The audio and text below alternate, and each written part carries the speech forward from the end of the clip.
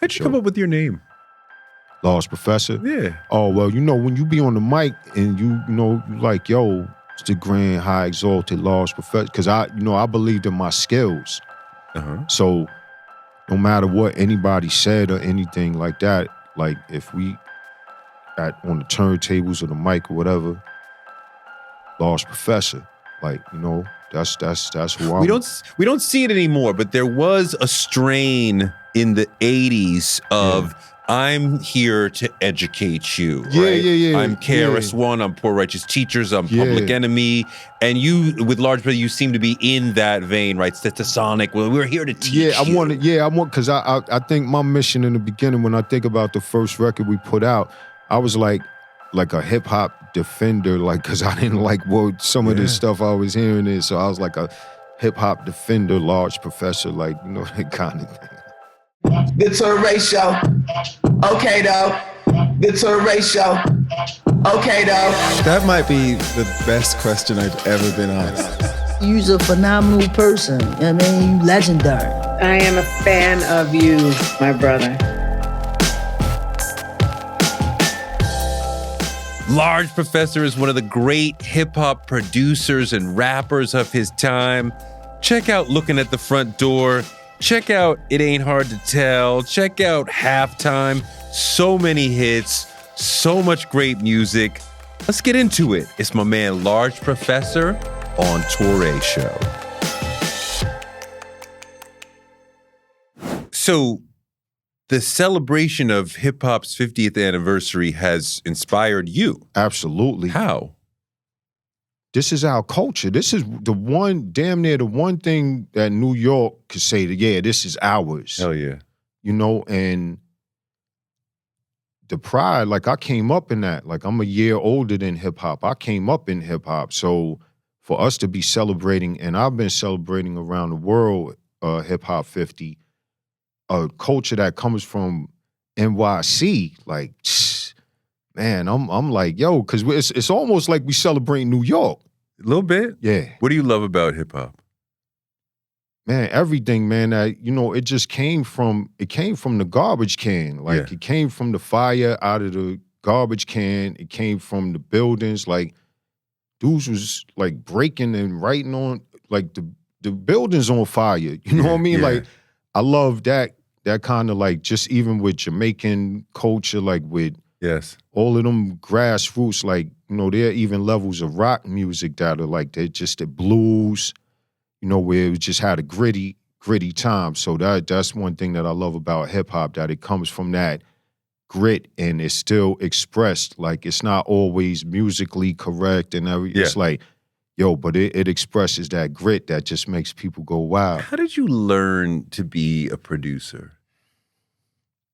Because you were already producing before Main Source, right? Like, you were already able to do definitely. Yeah. Nah, we tried our hand at all of the different things. So I definitely breakdancing, DJing and everything. So when the So you had all four elements. Yeah, absolutely. At graffiti. When you were coming up, it was somewhat common for people who were in hip hop to try to hand all at the whole elements. Yeah, exactly. To dance, to graffiti, to DJ. These were the things that were keeping us out of trouble. It was like, there are other elements of hip hop, the Robins, the dudes, you know what I mean? Like, it's crazy. Like, those are elements too. Like, that came with hip hop. Like, we don't want to celebrate those, but some of us still know that those were a big part of it, like, of the shaping of hip hop. Like, I ain't no joke, like, kind of stuff. Like, dudes, like, being real super serious about it because it was dangerous out there. But, like, nah, I love that we celebrating just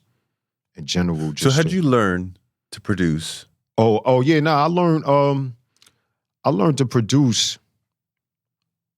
Well, when you say, because that's hip-hop production, so I'm like, yo, the DJing is the first and foremost thing. So I'm like, yo, then when the samplers came into play, yo, it was our dream, because we were manually extending the beat with the records, but now we could just set it in place, capture the sound and set it in place to a tempo and, let our wildest dreams with records come true. So I was like, yo, This is for us. That for that era, that time era, it was for us. That was what we wanted.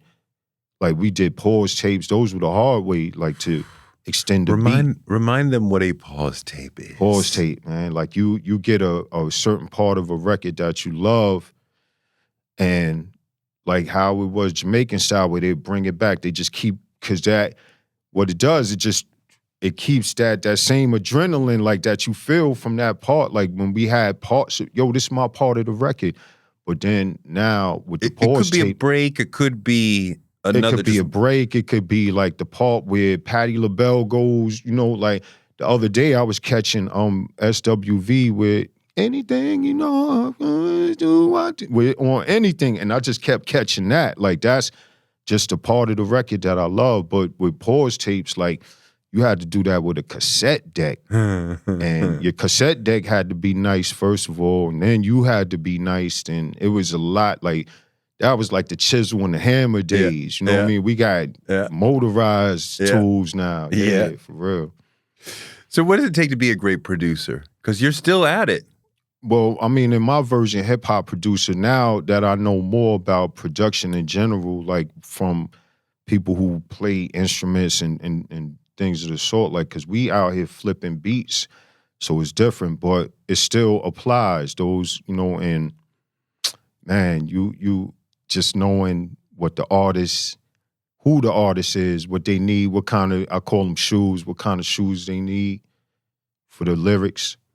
And, you know, just, it's a lot to it. You know, it's a lot to it. So you, well, I want you to explain right, the lot. I mean, you're saying, are you saying you want to fit the lyrics? Because my thinking is a lot of times you make a beat and then you send it to somebody, right? And then they put the lyrics on.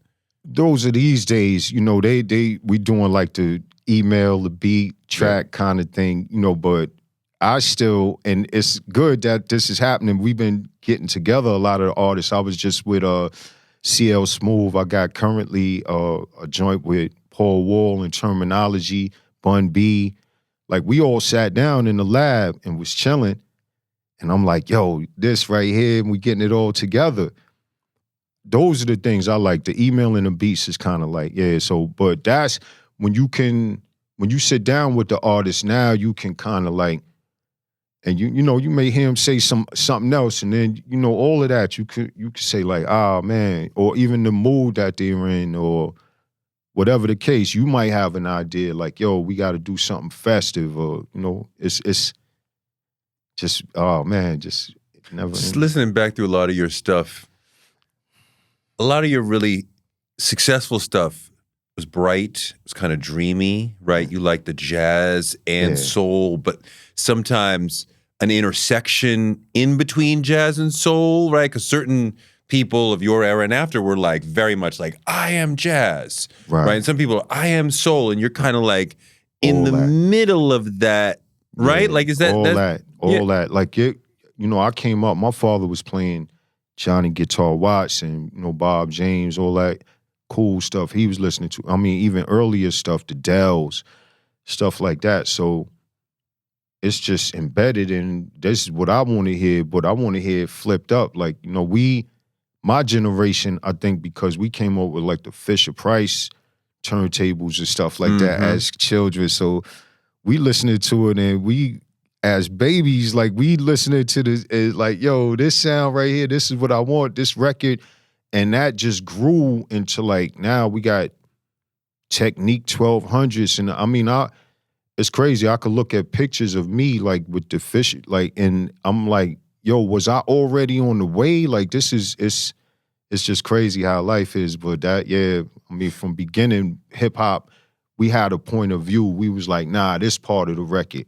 And that's what I love about it, is like, that's what we rocked with. And then the artists at first, we were like, yo, that's what we rock with. And the artist was like, all right, cool, y'all rock with us.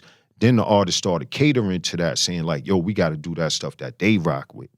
Because let's talk about Illmatic, one of your greatest moments, one of Nas's greatest moments. I mean, and I want to touch on Live at the Barbecue in a second, but like, you know, we already had a very high expectation and opinion of him from Live at the Barbecue, right? And he's tough, he's street, he's smart. If I was producing for him, I'd be thinking something loud like the Hate Me Now kind of beat, right? And you come up with Halftime for him, and It Ain't Hard to Tell, right? And those beats are more, like I said, dreamy, right? And jazzy, right? So why did you go in that direction for him? Well, at the time, that's who Nas was, definitely. Like, he was the hood, dreamy, jazzy dude, like real low-key, spoken like, word, you know, like he's like real low-key. Like, in the lines of Rakim, we were, you know, all in the same lines. And that's yo, for the time, like all of that was aligned and it worked for what. Like Rakim wanted like hard, loud B-boy beats. Yes, B-boy beats. Yeah, and Nas was in a total, he was in a different realm. Because I think the buzz started playing a little bit more, like artists was kind of trying to play it off a little bit, like, yo, nah, we don't want, and then it started becoming more prominent, like artists started like, yo, I Puff the Buddha Bless type, you know, and so that's where all that dreamy, like, you don't want to hear nothing too fast, you don't want to hear nothing too noisy, you want to just kind of like zone out and have something cool to smoke out to, you know, that type of thing. I think that's what happened. So, because you were already established in the industry when you met Nas. Yeah, for sure, yeah. So was it who said to you, yo, you got to check out this kid? Well, I was running, my boy Joe Fatal, he, like we childhood friends and we disconnected earlier in life, and then he came back around later on in life and was like, yo, I'll be out in Queensbridge. So one thing led to another, and I was working with Nas on the demo, and I knew from the start, like, yo, this dude is exceptional. I mean, surely the first rhyme you heard, you were like, yo, this kid is different. Yeah, it was He's exceptional. Smart, the flow. Yeah, for sure, for sure. Very And he's particular. like 17 at this point? Like, like 17, 18, yeah. And like, you know, very particular, like, yo, just like you could tell customization when you hear it, like when someone took time, a little bit more time. And, you know, so, yo, it was on from there. Like, yeah, look at Nas like, yo, if you sit in a room and write and think about the lines, you'll probably be better than the guy who hears the beat and writes the rhyme in 30 minutes. Right, absolutely. I was never like... Yeah, so I mean, it's a statement. It's something that you want to run with for the rest of the time. You know, we wrapped our mind around that early. It was like, yo, this ain't just no, you know, demo, because we did come from those stages in hip-hop where it's like, yo, you make a tape and then, you know, be around the way everybody hearing it. But it's like, nah, we actually speaking out to the world. And I think all of us knew that. Like, we was like, yo, nah, we got to make sure that we be able to run with this for the rest of the time. So let's go back to the night y'all made Live at the Barbecue. And did you know what Nas was going to rhyme before he went in the booth? Well, we had gone through a few versions of it, and like we went through a few practice takes of it, so I knew, yeah, all right, cool. Like, he's gonna come with something treach on that. Like, it's gonna be some treacherous rhymes on there. So I was like, yo, when it was time to wrap the album up, and it was like, yo, well, y'all guys were thinking about doing that symphony type joint, like, give it a try. And we went in, and it was just time to put all the bolts and, you know what I mean, just tighten everything up and just boom. That so was... when he says, I went to hell for snuffing Jesus, it was preposterous. You know what I'm saying? It was preposterous. So it was like that, and that's what made our hearts. It was like, yeah, because we had that energy. We was young, so it was like we was like, yeah, like, yo, we ready to whatever. Like, he said, yo, kidnap the president's wife without a plan. Like, it was like, yeah, like, yo, just we, and that's. That was the first thing that I ever heard about Nas. Yo, this guy said he's gonna go to hell for snuffing Jesus on a record. It was like, who said that? And that line, it's not even a full line. There's no rhyme. It's just that line. It like hit the culture like a neutron bomb of like, everyone's like, yo, he said what? All right, let's, like that line alone was like, okay, we're ready to hear whatever else you have to say. Yeah. I shoot slugs from my brain just like a rifle, even before we get, that's like, so, that man he's good for life, man. He's good for life. No, that shit was incredible. Wait, so you've worked with a lot of great MCs. What does it take to be a great MC? Well, definitely character. Like, when I think about all the guys, they like, their character is who they are. Like and it's somebody who, it's not like you, and then you see some guys in the industry, like they'll come in with that character and then it just gets neutralized and then now they start trying to be like the entertainer guy. But when a guy comes in and he has this certain thing and he holds on to that, like, or female, like, cause we, sure. And it's like, when they hold on to that thing, like I feel like Barry White held on to it a little bit, and like some guys just hold on to that thing. They don't try to like, hey, well now I'm here to entertain everybody and do everything and try, now I'm selling this and I'm doing it. It's like some people just stick to their thing and just keep it funky.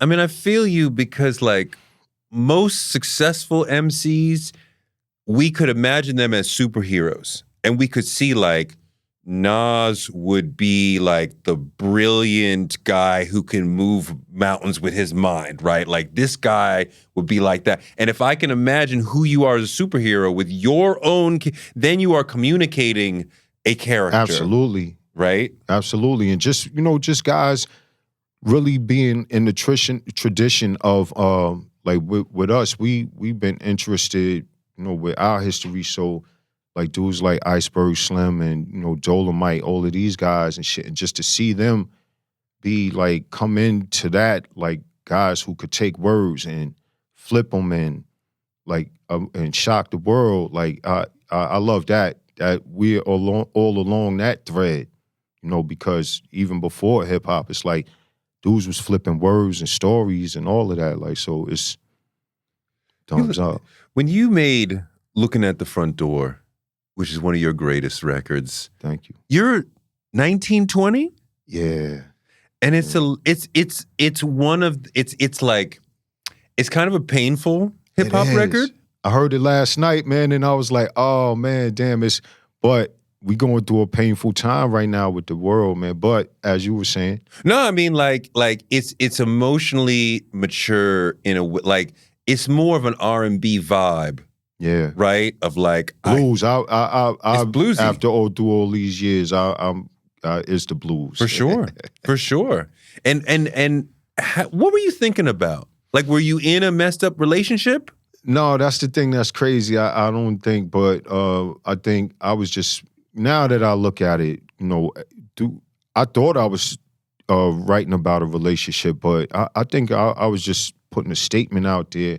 Now, ultimately, like, because the world, like, we fight every night. Like, that's not, like, Mother Earth. When you say Mother Earth, like, I'm zoning out right now. But, yo, it's just a thing. And as I've gone through life, because it's a heavy record, and I see a lot of people, they have that heaviness. Like, when I turn the drum machine off and then we turn around, we start talking, and somebody tell me some wild story, and I'm like, damn, I would never expect that from you. And it's like, that kind of thing. And it's like, damn, well, we kind of need this. Like, these certain people need that record. And I've heard, ever since that record's been dropped, like, yo, I love that record. That record helped me. That record helped me. That record helped me. And I'm like, damn, What do you think about, there's sort of a dichotomy, because the message is heavy, it's emotional, it's bluesy, it's sad. Right. Because the speaker is in pain. Right. I'm tired of this fighting. Right. I'm thinking about leaving. Right.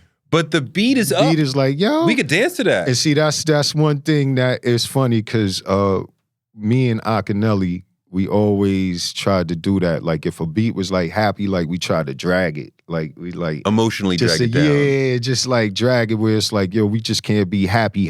Like let's just be like, you know, the beat is happy and this. So that was a thing that we would try to do. Hip hop loves angry, right? Yeah. We don't right. I mean, I can think of a couple songs like "Song Cry," couple songs that are in that same sort of register, right? But like, not really. It's not that many that are like, "I'm sad." Like hip hop doesn't usually talk about I'm sad. Right. Or that vulnerability. Hurt, like, right. Like, yo, all right. And yeah, see now when you mention the songs that you just mentioned, like it even made me feel a little better because we've been identifying with the pain from even the message.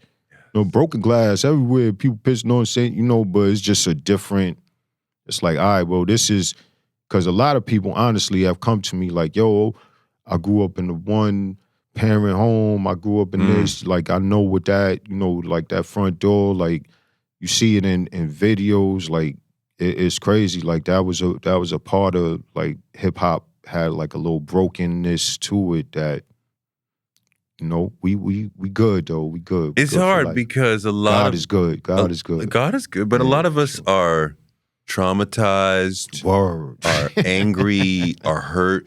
Maybe spent time in prison or broken. Don't even know why, too. Like, all right, let's identify why. And it'd be like, nah, I ain't got time for that right now. Yeah. Broken home, whatever. Word. And yet a lot of the records don't reflect the pain that we feel in our real lives. Word. I think R&B is a lot better at dealing with emotion than hip hop. Oh, yeah, definitely. Nah, because hip-hop was just the sleeve. Like, yo, this is how I feel. You know, it was like the young, like the, you know, so it's like, yo, this is how I feel, and you going to know about it, and we going to dance, and, you know, it's just crazy. It's crazy. Hip-hop would be like, I got shot, but I'm good. Right. Like, right? R&B would like be like, I'm shot, I'm hurt, I need help. Hip-hop like, no, I'm good, I'm good. Right. I'm going to wipe off this blood and keep it pushing. You gotta be tough, right? You gotta be tough, right? Aren't you hurt? Like, aren't you, like... Right. We cold. Right. I'm good, yeah. What is that? It's that warrior, like, you know, because it does come from the gangs. So I guess, you know, then you got all of these things that, like, hip-hop, like, is birthed out of, like, all of these books and, like, hip-hop is just all of that stuff. So, you, like, lone wolf theories and all kinds of stuff, like, all of that is hip-hop. Like, it's just, because we referenced all of that. You know, there's a Kane reference, somebody, you know, we done reference all walks of life and all these books, all these different things. I've heard Harriet Tubman in hip-hop records. I've heard all kinds of, so so it's... Yo, the gang culture influence on hip-hop is not spoken about enough. Because New York gang culture is not the same as LA gang culture. At all. But it did speak on the impact that gang culture in New York had on New York hip-hop. Well, that was an earlier time. That was a way earlier time. And I'm from Flushing, Queens. We had a different type of gang, like than they may have had in the Bronx, where different landscape or whatever. But so crazy. Like, dudes was running fast. They was jumping over gates. They had these handmade tools. Like, it was crazy. Like, they had to cut off jean jackets, like, with the rock band on the back and everything. I remember it was just like a quick, and then everything turned hip-hop. Like, all of that, you know, but it was, and then I think that transferred into the breaking thing. Like, you see when they up rock, they still doing like the, yo, I'm gonna stab you, yo, I'm gonna, like when they do that. Dancing became a symbolic of fighting. What we're doing at peace. Well, I saw this amazing documentary named Rubble Kings. Oh yeah, that was nice. Yeah, with the brothers uptown. Yeah, for sure. Which was so important. Because there was a gang truce in the Bronx in 71. Yeah. And before that, you couldn't go to the next block because you're not in their gang. right? They had a citywide gang truce, which then meant you could go to any block. Yeah. And now the musicians and the dancers are able to come together and start combining ideas. The girls are comfortable to go to the parties, which make the parties bigger and hotter. Yeah. And now the musical thinkers of the Bronx in the early 70s are able to get together and talk about and think about. And now the guards is start, you know what I mean? Like, yo, Yes. it's like we starting to become a little more refined and civilized. That was the beauty of it. And it's with everything, you know, it got to start with that rough thing and then comes up out of it, man. But just a level, it got to maintain a level of that roughness though, because I you know, we just like, it's crazy.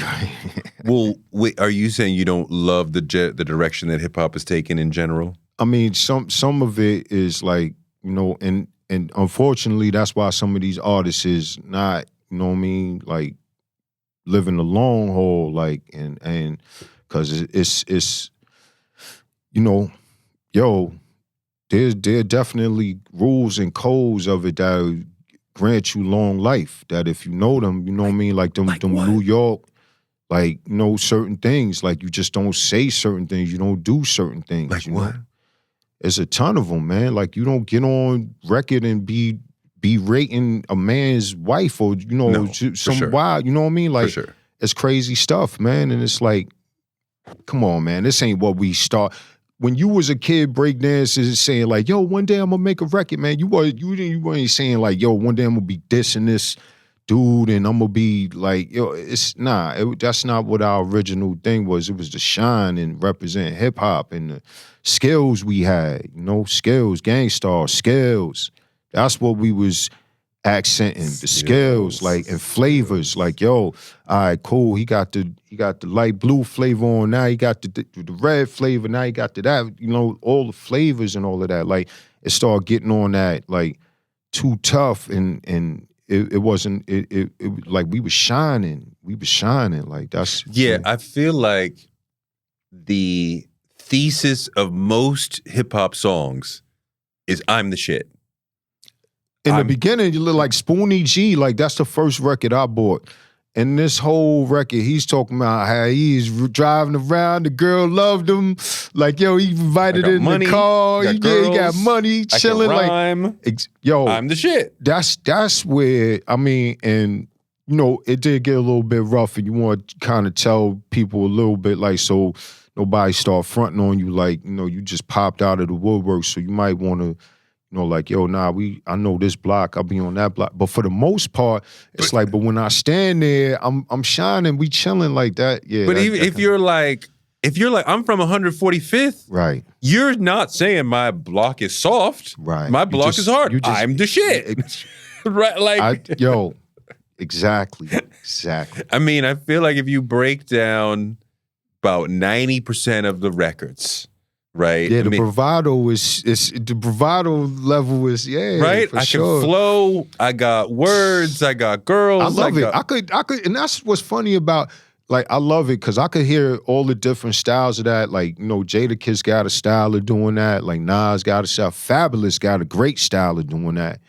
You know, Cameron got his style of, like, oh, I love to hear that. Like Jay, you know what? Jay.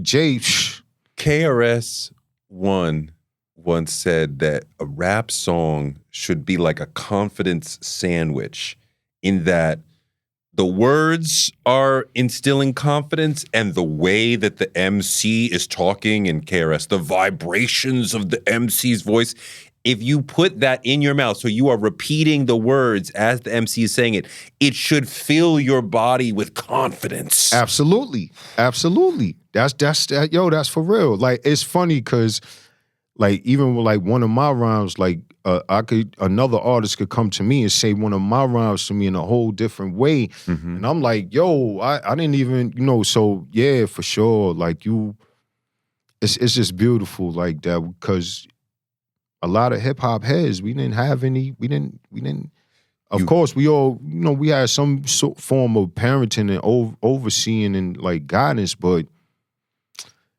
yo, it was crazy, man, and it was like, yo, this is what you got to hold on to. Are there wild moments from your career in hip hop that you think back? Because I know you was in and out of a lot of clubs, you was in a lot of studios. Yeah, funny. You know, like some wild shit that happened, and then we had to like run out of there, whatever. Oh, nah, I never know wild like that, but just like little funny things that happen in studios, like you see like legacy artists, like, you know, and just the inside inner workings of like, you know, and it's just like, oh wow, like yo, you know, from the surface, from the outside surface, it looks all good, but just inside it just is, you know, it's crazy. And we got glimpses of that, unfortunately, in some of these movies and stuff like that, where the inner workings. But to see like certain artists, like, and just how, you know, it's just crazy. Like you know. Well, you've worked with some of the all-time greats. Let's talk about working with Busta Rhymes, because he's an amazing MC. Man. And Bus, man, I was fortunate enough to be there kind of with him in the beginning, and with the leaders of the new school days. Like, that's when we was on the road, and everyone knew that, like, if it wasn't gonna be leaders, it was definitely gonna be Busta Rhymes. Yeah, but they was gonna be represented, like, cause just all of their energy, and then Bus just, like, he was not going to sleep. Like, he was like, 24 hours, I'll be like, yo, all right, cool, the record was on the radio today, I'm going to sleep and shit. Busta Rhymes called like, yo, I'm coming over there right now, and we're going to like, he was not going to stop until it was popping, like, for real. Like, I seen, you know, I was kind of not cool. I was like, yo, all right, man, you know, the dream came true. Like, yo, making records, we chilling. Like, I was like in cruise control, but it was like, Boss's energy was like, no, we not getting comfortable. We gonna keep this. Does he add pressure to you as a producer? Because like, no, because you gotta just let them guys go where they going. I told you, I'm chilling. I'm like, yo, hold up, man. Like, yo, he's like, nah, I'm like, all right, man, go ahead, man. Like, yo, you, whenever you know, he went to go conquer the world. You know what I mean? Like, that was still the time where I was like, wanted to chill in the hood. Now I finally got my crib in the hood. Like, I'm like, you know, these guys was conquering the world already. So wait, are you the type of producer who's coaching the vocalist, or you just let them rock? Oh, well, you can't coach Busta Rhymes, because how do you coach that customization? I mean, like, can you not say, yo, the first 4 was incredible, the next 2, I think you could be better. No, definitely. You could definitely offer your opinion to anyone. You know what I mean? Like, to anyone, but whether or not they gonna rock with you or not, you know, that's up to they can't. So you gotta say, well, how do you say to Busta Rhymes, I think you could do that better? Well, we friends, so you know but you still gotta be. You can't get don't get none of these. You know, I don't know, like. I don't know, but like, we friends. I could be like, yo, Bus, man, come on, you know, or something like that, you know, and even then, I might not even, you know what I'm saying, Bus is strong, like, he's a strong vocalist. For sure. For sure. I mean, he gives you so much music in the voice. Yeah. Does the track then have to respond to that, in terms of the track has to pull back to make space for him, because there's melody and bass and rhythm and all this in his voice? Yeah, right. Then he's it's just always a extravaganza when that man touches the mic. Like, it's crazy. He reminds me of the impact of Jamaica on us. I think that he is the living embodiment for sure. Rude boy, all that for sure. Jamaica, right? Talk about Bullyfoot, all that Bullyfoot shit. Yeah, what do you mean? Bust it, Bullyfoot. What does it mean? He just come in there like, yo, that's the Jamaican, you know, terminology for sure. Like, he just coming in Bullyfoot, like, with the, you know, with the Rasta cap, and like, yo, for sure, like, Busta Rhymes, like, that's always, man, always that dude. Because folks don't always talk about it. Kool Herc grew up in Kingston. Yeah. And he brought what he saw in Kingston to the Bronx. Right. So we're talking about big sound system. But you know what, man? And now they going through like a phase where, you know, they're unearthing new discoveries where it may have not come, you know, But honestly, like my pops friend, they were the older guys. They was already kind of going in with like love is the message. Okay. You know what I mean? Like you. So it was a thing that was, I think, happening but just in the BX, like they had all them elements, like, and it was all aligned for the BX, I think. Yeah, for sure. But honestly, like they putting out a lot of documentaries now saying like Flowers and all kinds of dudes was doing it. And I it made me think about me coming up and like we had Dr. Love out in Corona.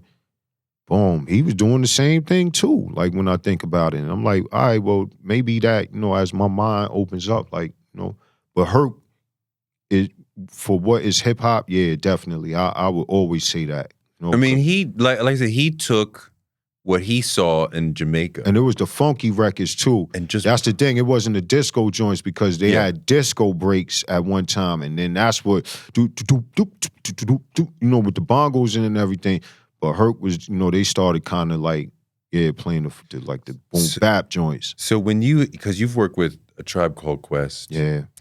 Some amazing work with them. Midnight Marauders, were you with them before Midnight I was Marauders? with them, during the Midnight So Marauders, which later. we getting ready, like next week, I think we celebrating 30 plus years. Like, that album's not 30 years old. The album just came out. That was with, what are you talking about? Yeah, that album ain't 30 years old. It's at the same day as the Wu-Tang, So, working with Q-Tip, another legendary MC, completely different energy than Busta. Yeah. But also a complete legend. Yeah. Complete character. For sure. What's it like working with him?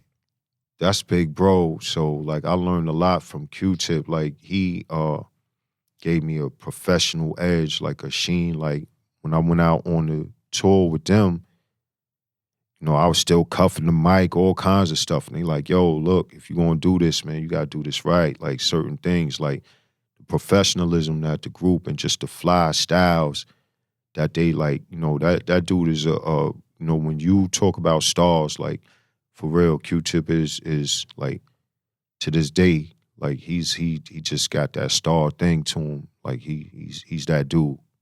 How'd you come up with your name? Lost Professor? Yeah. Oh, well, when you be on the mic and you like, yo, it's the grand, high, exalted Lost Professor, because I believed in my skills. So no matter what anybody said or anything like that, like if we on the turntables or the mic or whatever, Lost Professor, like, that's who I'm. We don't see it anymore, but there was a strain in the 80s of I'm here to educate you. Right? I'm KRS-One, I'm Poor Righteous Teachers, I'm Public Enemy. And you, with Large Brother, you seem to be in that vein, right? Stetsasonic, well, we're here to teach you. I want, because I think my mission in the beginning, when I think about the first record we put out, I was like a hip hop defender, like, because I didn't like some of this stuff I was hearing it. So I was like a hip hop defender, Large Professor, like, that kind of thing. Why the Large? Oh, at the time in like 89, that was, how they went through Death, they went through Fresh, all of the words of the time. So at that time it was like large. I think even like KRS-One was like, yo, you're large, like that kind. So that was the word of the time, was like Large Professor. And then when I thought about it, I was like, because I just started saying it. And I was on the DJ tip, so I was like writing and I was DJing. And my DJ skills, I was already making tapes for people to dance to and all of that type of stuff. It was like, yo. And so now here I am in the, size large. What, I don't know. I wish I would have said like I was a triple X large. You professor. weren't Like, in a large though. I'm a large. Now I got to ride out that way. I did that to myself. Are you really? I should have been like a 4X, like 4X Really? large professor. Yeah, now. Really? Just a large now, like, yo, if I keep going, I don't, no medium professor, but yo, large. And then they got to do small professor out there and shit, big him up and shit. He's another producer. At what age did you start thinking, yo, I could do this? Early, because it was the breakdancing days, like, that's what I'm trying to get these people to realize, is that like this comes from even earlier times where those were my battle days, were the breakdancing days. Like that's when we was battling.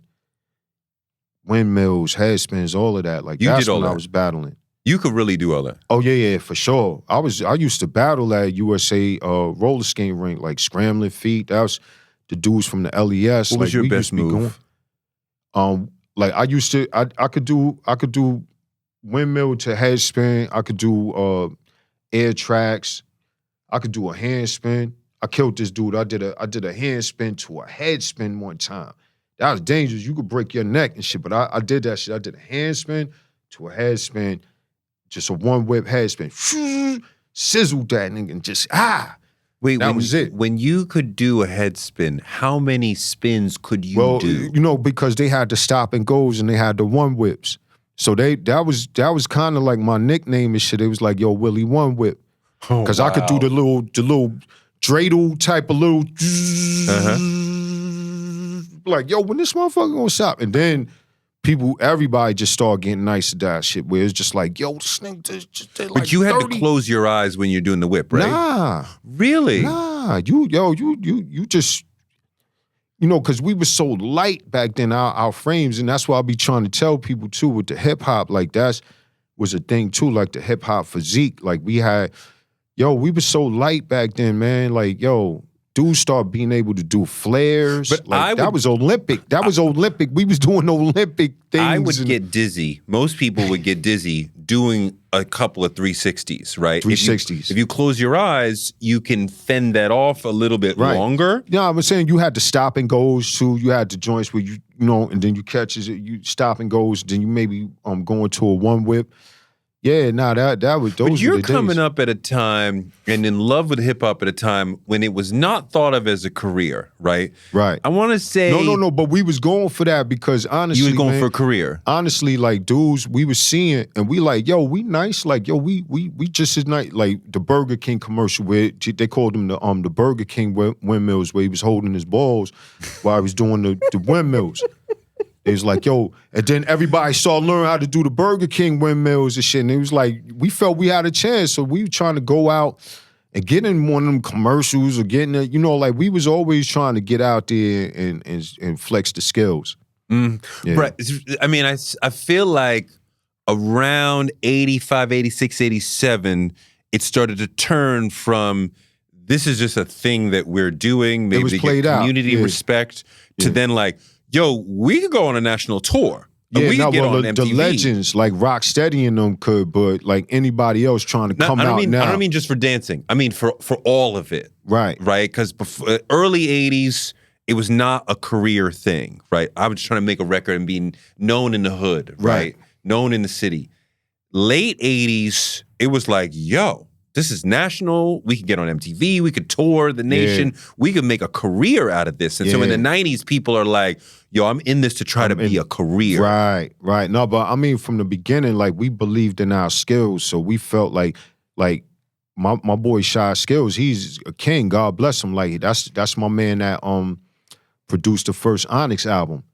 He was a king early in breakdancing, bike riding, all of that. Like we had like, we was early, just they wasn't, you know, the camera, we wasn't in front of the camera, but we had the skills like that in the breakdance era, graffiti era, all of that. Like I grew up with some A1 You were dudes. close also with a guy, an MC I love, who has not gotten a lot of national shine, but Akinyele has made some incredible records. Yeah. I still occasionally listen to "Fuck Me for Free." Crazy. Yeah, I was What just was down the in B-side Atlanta. on that? What was the other one?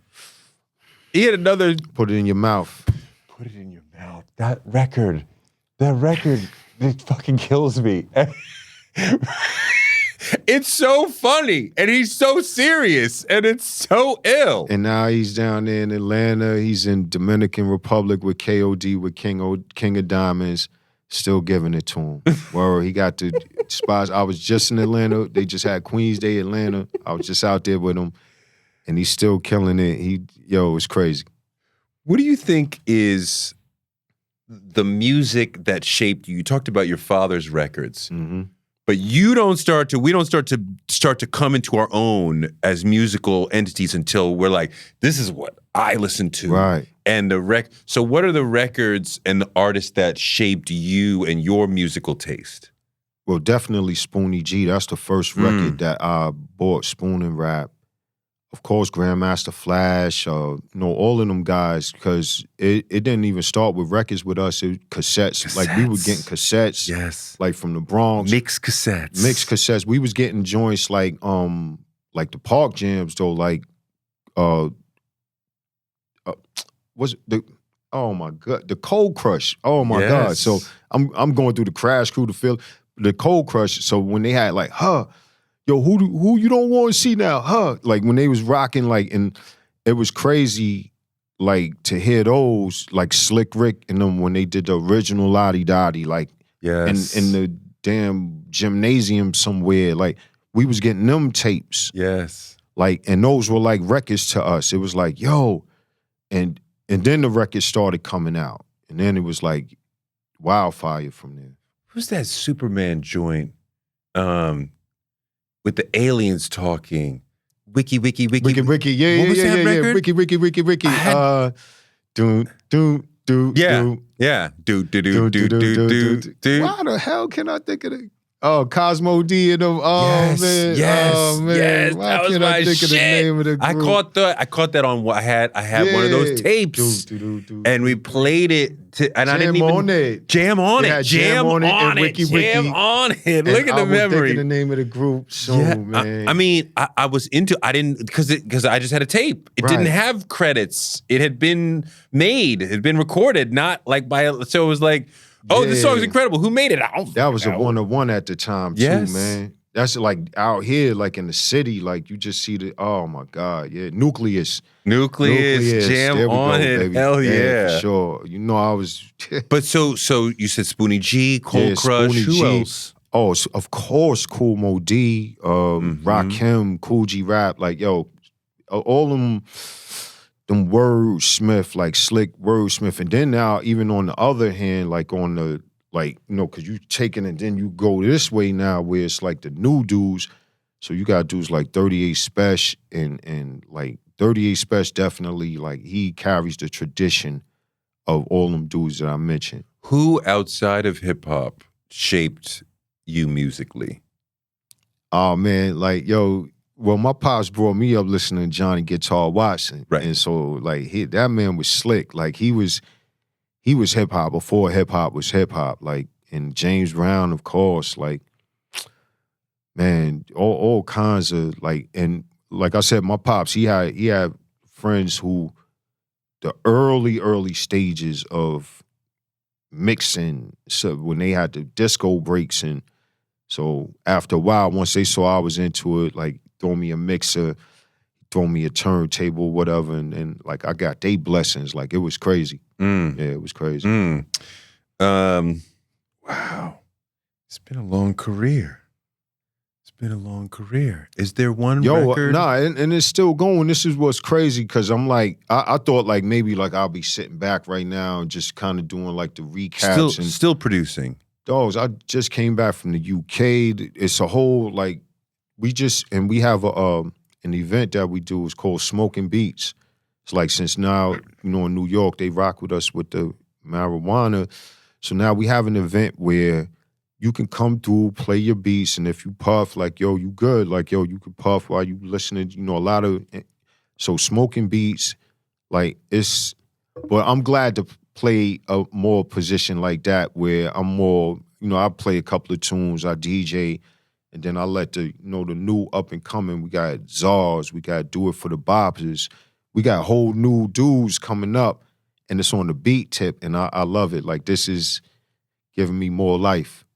You just made a record with Most Def. Oh, yeah. Video going around that I posted, not even knowing of Most playing it for Pharrell. Yeah. Hey, Professor. Right? And Most is super proud of it. And Pharrell is like, yo, that's the shit. Yeah. And I didn't even know that it was your record. Yeah, definitely. But talk about Modern World. I think that's what we're going to name it, Modern World. And it was crazy because Dave Chappelle was out and he was filming that episode. It was a special episode with Black Star that he was filming. He was out here, and Talib called me to the lab. He was like, yo, come through, big bro. Came down. Then it was just like everybody was there. Madlib, Pete Rock, everybody was there. And so everybody get to doing what they do because we about that life. Boom, start pressing play on some heat. Like, yo. So I played something and he heard that. He was like, yo, the mic is on. It just went right in like he always do. So you didn't make it for him? I was just in there playing beats, and that man just felt whatever he felt to go in and just knock that out. But yo, that was an improvised rhyme? I don't know if he, because he's a magician with the words. Like he probably got things that he had on his heart that he sketched out before, so maybe he had that already. But when he put it down, it was with no delay. Like he put it down, and it was like he knew that song, like, because it was in no time, it was done. And it's crazy. It's really just a big burst of energy, and it was just so crazy when he showed Pharrell, because I don't even know if Pharrell was ready for that burst of energy, like, because it's a lot, and modern world, y'all seen, and I'm working with Talib. We got like 6, 7, and that's crazy. My man Al Scratch. Is this a Black Star album? Yo, it's just, like I said, it's an extravaganza. It's just like, yo, we tossing beats up, and whoever's hungry, they going in. Like, I was talking to CL Smooth yesterday. Like, it's so many things, like possibilities with the legacy artists that is more life that I'm loving. Like, and I'm not really caring like who in the chart. Just as long as we rocking and we getting it out of our hearts, desires. You talk about CL, Smooth. You co-produced a song with Pete Rock for them. What does co-producing... All right, so co-producing right there in them times was like, you may have gave that dude the record that had the drums on it. He used those drums, and he's like, you that's how it was. Is that what happened? Yeah. You gave him the drum? Yeah, the drums, and then on our joint, there was a record that he was looping up, and I was like, yo, that's crazy, and he just tossed me the record and be like, so when I hooked it up, I had the homie in the back of the mind, like, yo, nah, I gotta put his name on that, like I can't, like I just did this, like that was his thing. I feel like you like to use voices in the chorus a lot. And I don't mean as part of the hook, but as part of the beat. Yeah. Right? Yeah, for Why? sure. Just, that little pep up, like that, that's hip hop. That's hip hop. Like in looking at the front door. Is that you going dun-dun-dun-dun-dun-dun? Nah, that's the Pazant brothers. They, they doing their thing right there. Like when I heard that record linked with the Donald Byrd, I was like, oh, this is crazy. We about to get them. Like it's so, like when you hook something up and it's that thing. It's just crazy. Like, yo, we about to get them. So are you just at home in the lab every day, just listening to things and making beats on your own? Yeah. Even if you don't have a specific gig or assignment, I'm just making beats all the time. I listen daily. I love, like, that's my thing. I don't really watch television like that too much. I like to, especially with the internet, like I like that we can go and seek out the stuff that we want to watch. But like coming up, I didn't like a lot of what we was being fed, because that's all, and I seen a lot of my elders was like really like glued. Like, so I was like always headphones, the radio, music, pause tapes, that type of stuff. So yeah, nah, I started thinking about that stuff, man. It's so crazy, man. All these years, music. So you'll get up and go. That was my thing growing up. Like, so I would get up. I hear my mom's slippers or something like that, and the radio come on, and then you start hearing her slippers like rocking to the beats or whatever, and like that.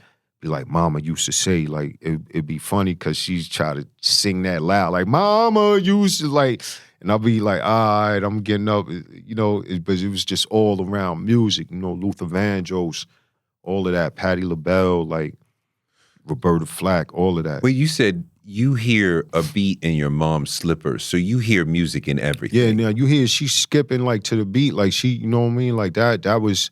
But you just going through the day and you hear any little rhythms thing rhythms and stuff like it, like people talking. You hearing like, you like, yo, that's a song title right there, like that, all of that. Yeah, because I hang around a lot of creatives, so it's good to, like wake people up to their everyday things that they doing is like, yo, that's a song. Like that's a.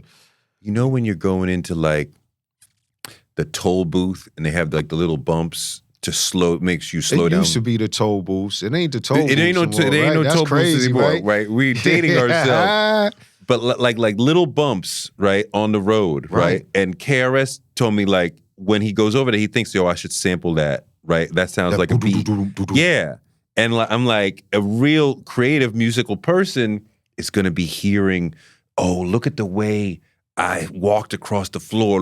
Listen to the way that I opened the knob. That's a sound. But see, with me, with those things, I don't try to capture them. I just let them fly because, like, a lot of times, like, I'll be working on something, and you know how New York is. If you hear the M, you hear like, and you like, that shit is fire. Like, that shit is fire. Like, you hear the fire truck or some shit going crazy, like, while I'm working on something. So, them little sounds are like the bird will be like chirping in unison for a minute. Like it's I love them things. We think a lot about how that's that wonderful world, Louis Armstrong, what a wonderful world. New York hip hop was very much about boom boxes, maybe clubs and parks, and headphones. Yeah.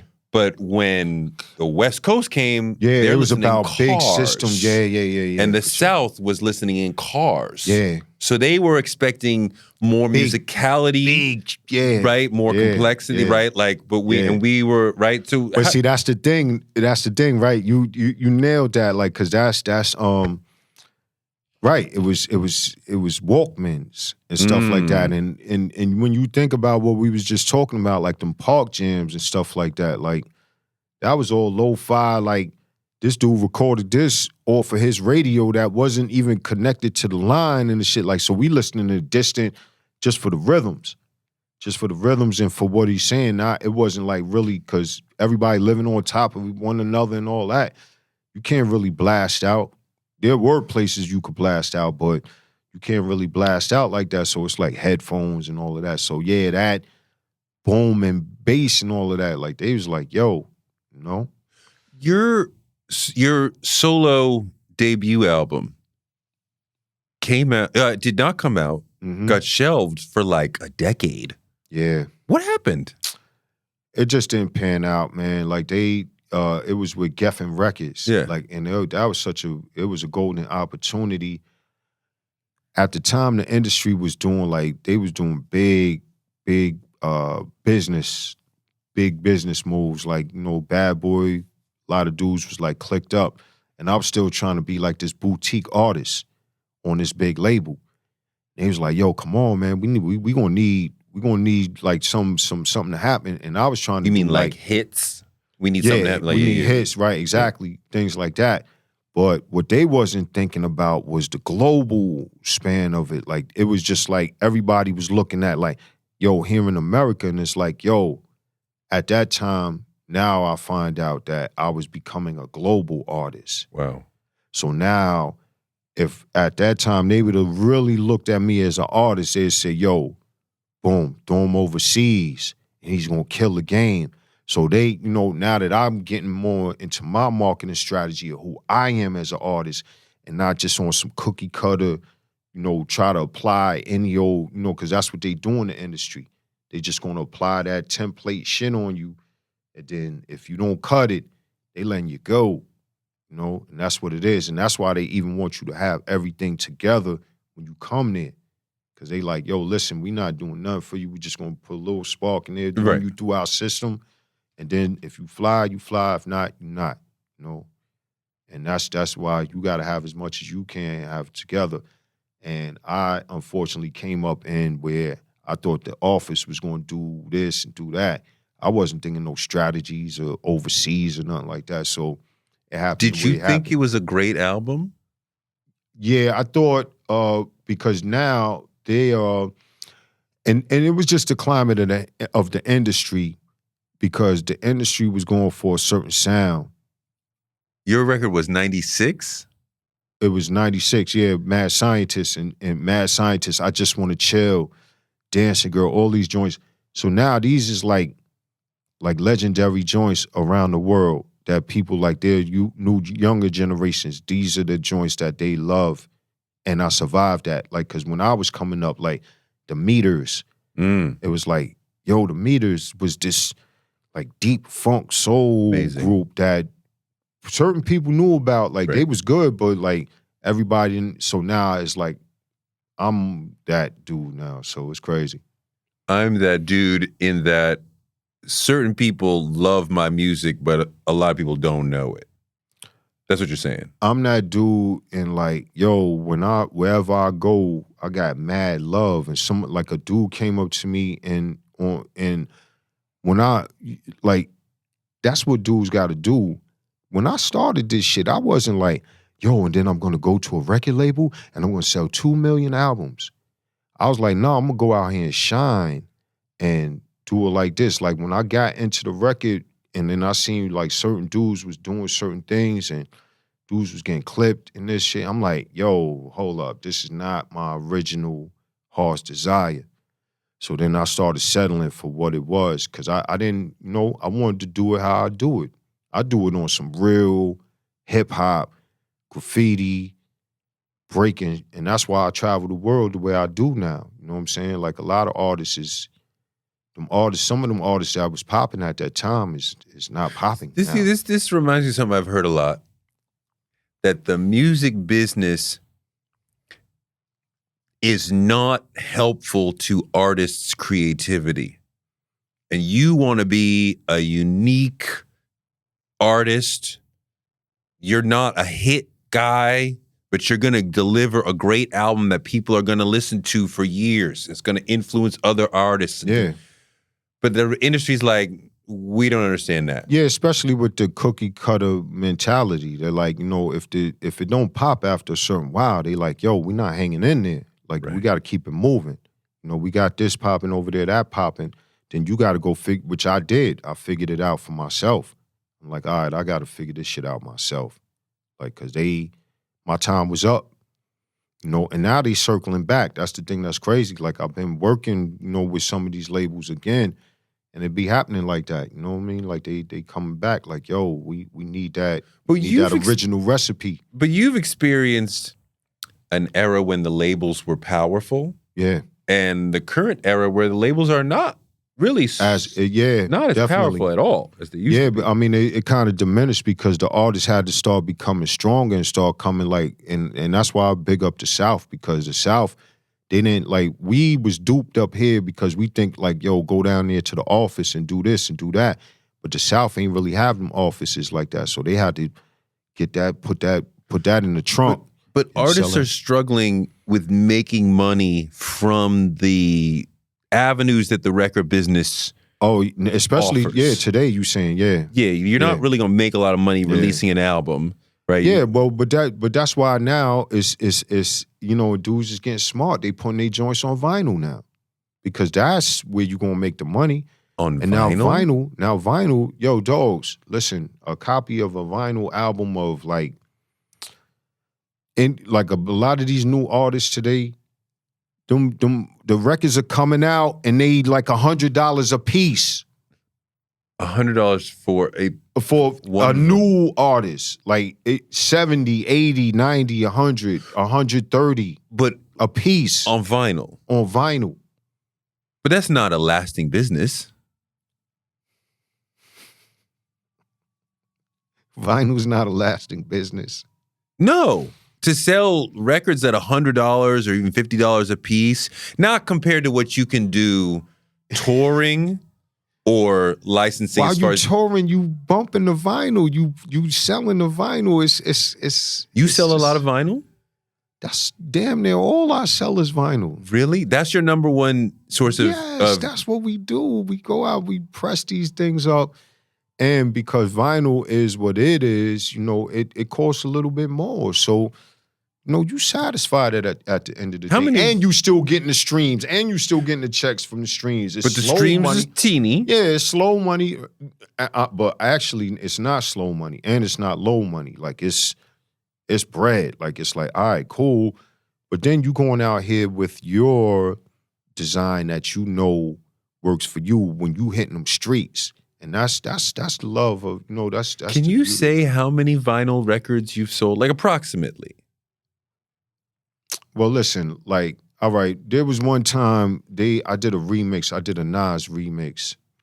And this light work and shit, but I did a Nas remix and I thought Sony was gonna rock with it and they didn't. I was like, man, nah, this shit gotta come out. This shit gotta come out. I went and pressed it up. I only pressed up like 1,000. I was chilling. That was my first time. I went to the record shops. I didn't even know I had the friends I had. Like, dudes was like, yo, bring a box. Like, these dudes was like, yo, bring this, bring that. That was like, now I'm on the front line. Like, and this was just how much you hobby. sell the record for? What was it like? It varied. It varied. Because some dudes overseas wanted it too. Right. You know what I'm saying? So here, I cut different levels. Right. Yeah. So what was it? Well, at average, like a single would have been like 25, 30. Okay. That's $30,000 at top. Not even. That's not money to you. That's money to me. I'm not saying you got to give half that to the government. You got to give some of that to the retailer. Who? Bro, we gonna talk some other time. We gonna talk some other time because you talk about I gotta give. I don't know which, but you got to share with the retailer. I press them records up. I go there. I say, yo, this is $30.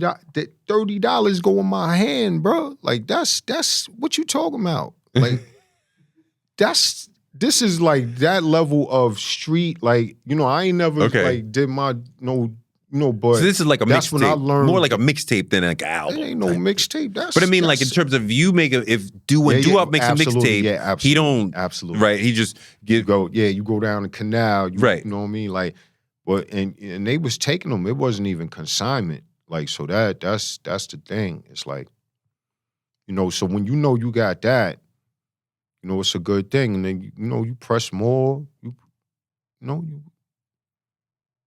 Good. I'm quiet with it. I'm from Queens, so it's QU. It's quiet. You know what I mean? See, that's the thing, right? A lot of people are like, yo, I haven't heard of such and such artist. He fell off. She fell off. That's cool. But also, like, you don't realize that man's moving. Yeah, he did a tour of second-level arenas in 20 big cities.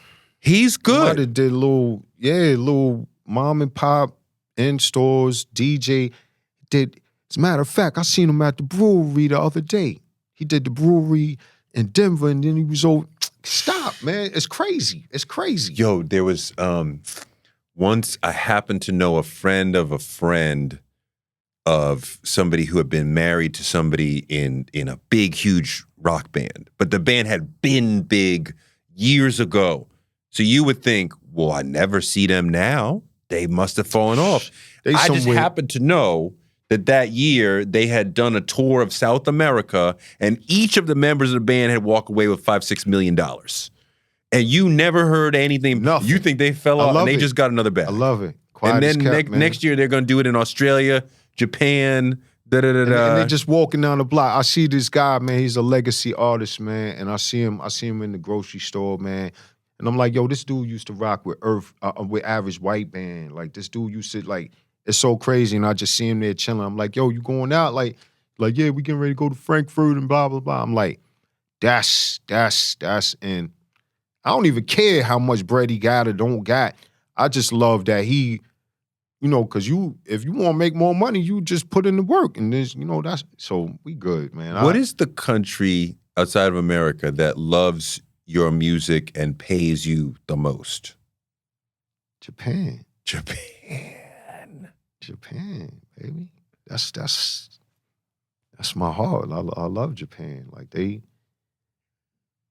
serious with it. They whole presentation, just everything. Like they take music serious. They take everything. You know, they do it big. They do it right. For real. Yeah, Japan. Wow. So there's a deep respect for real hip hop. Absolutely. In Japan. For all the real elements of everything, like graffiti, everything. Like we got, Shiro, she's an ill graffiti artist. Like she killing the game, all the murals all over the place. So you've been there a million times. Close to. What I haven't been there yet, dying to go. Oh, wow. What if I go to Tokyo? If we go to Tokyo, yeah, what should we do? As far as we're hip hop fans, I want to see what's hip hop in Tokyo. It's gonna be one of them clubs. It's gonna be they had back in the days had Club Nuts. It's gonna always be one of them clubs that's rocking, and they will probably have a legacy artist out there, But other than that, there's gonna definitely be a gig where somebody's DJing. It may be DJ Coco Shamita, like it may be, who knows, But you go out there. Whatever food, I don't know what you eat or don't. You get some food, man, you just go record shopping. That's what I do. Go record shopping because they got a whole different breed of records out there, like ill, crazy records that we wish. And, vice versa. We got records out here that they wish. And, just cool out, man. The landscape out there is beautiful. I ride the trains out there, everything. I'll be like, I rode from Osaka to Tokyo. Like, it's beautiful. People are really nice, peaceful. Like, I love it, man. Yeah. And Germany too, man. Germany is good bread. Like, I love Germany. Look at that. Hip hop took you around the world. Exactly. And I wasn't even, more than I bargained for. Yes. I ain't never, like, in the beginning, it was just like, I just want to hear my record on WBLS. Yes. And that happened times 20 million. Like, it's like, all this stuff. Like, I ain't think of none of this. Like, so we good for life. Congratulations on all the success, amazing career. Yeah. Influenced the genre. Yeah. Thank you, man. Thank you. You too, man. You too, brother. Word. You too, man. You came up, man. I didn't make no records, though. Gotta make a record. You making record, material, bro. Like, this is the real thing, man. Real. Thanks so much to Large Professor for a great interview, and thanks to you for listening. Touré Show gives you fuel to power your dreams because you can use your dreams like a rocket ship to blast you into a life you never imagined. You can make your dreams a reality, and maybe this show can help. You can find me on Instagram at Touré Show. Touré Show is written by me, Touré, and produced by Jennifer Brown. Our editor is Ryan Woodhall. Our engineer is Claire McHale. Our booker is Claudia Jean, and we're distributed by DCP Entertainment. And we will be back next Wednesday with more amazing guests because the man can't shut us down.